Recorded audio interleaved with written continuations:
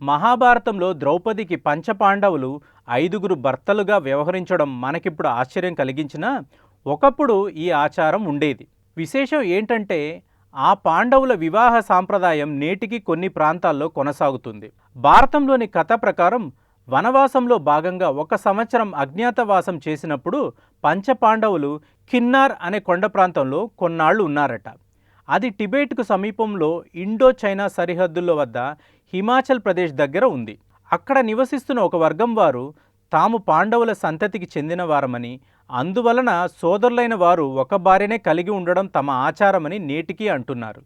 అక్కడనే కాదు, నీలగిరి తోడా జాతిలోనూ, ఉత్తర భారతంలో జాన్సార్ బావార్ ప్రాంతంలో పహారీలనబడే వారిలోనూ ఈ ఆచారం ఇప్పటికీ కొనసాగుతుంది.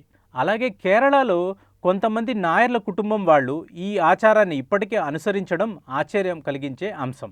ఒకచోట తప్పుగా చలామణి అయ్యే ఆచారం మరోచోట అదే సాంప్రదాయంగా కొనసాగుతుంది.